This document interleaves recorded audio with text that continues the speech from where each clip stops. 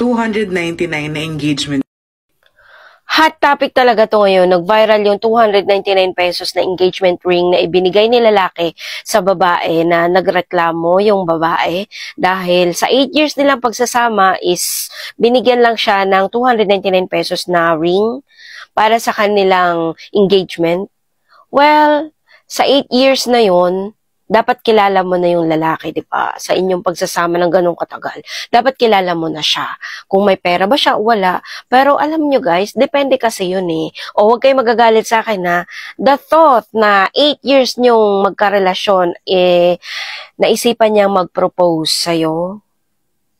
Kasi para sa akin, parang mas nakakabahala kung sa loob ng 8 years or mas higit pa, hindi nag-propose sa'yo yung lalaki.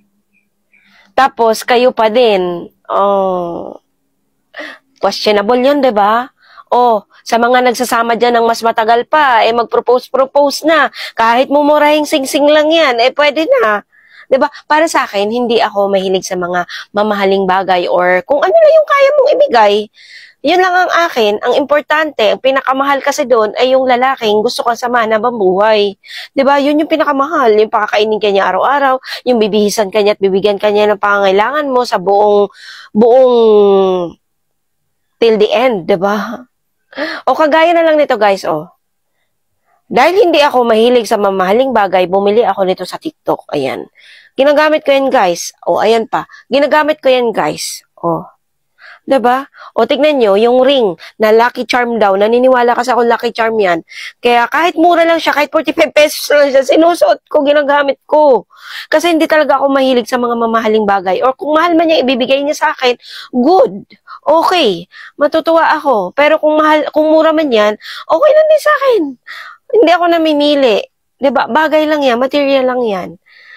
Walang kapalit, walang mas mahalaga pa doon na bagay kaysa sa kanya. Yung sasamahan niya ako habang buhay. Napakamahal nun. Lalo na sa panahon ngayon. Eto, Lucky Charm daw kasi to. Suot-suot ko siya noon pa man. Matagal na. Matagal ko na suot itong ring na to. Pero ang ibinigay nito sa akin ay kaya kong ibili ng 100,000 ring. Diba? Lucky Charm. Alam nyo guys, wala yan sa mamahaling bagay. Kung pinaniniwalaan nyo yan na talagang Lucky Charm ko to, buong buhay ko sasamahan niya ako. Napakamahal nun, diba? Anong kinalaman doon? Anong kinalaman doon? Ring! Anong kinalaman doon sa sasamahan ka habang buhay? Yun yung pinakamahal. Yung makakatagpo ka ng lalaking sasamahan ka habang buhay. Wala yan sa ring. Wala yan sa ring na napakamahal. Okay? Gusto mo mag-Lucky Charm para makabili ka ng daan-daang libo, magtrabaho ka. Oo. Kagaya ko, ito pa rin yung suot-suot ko. Kahit alam ko naman, kaya ko nang ibili or bilhan ng sarili ko ng mas mahal pa dito. Pero suot ko pa din siya. Lalagay ko sa link ng video na to. Tayong mga babae, may karapatan tayo mag-demand ng mamahaling bagay o engagement ring. Depende yun sa kung sino yung minahal mo.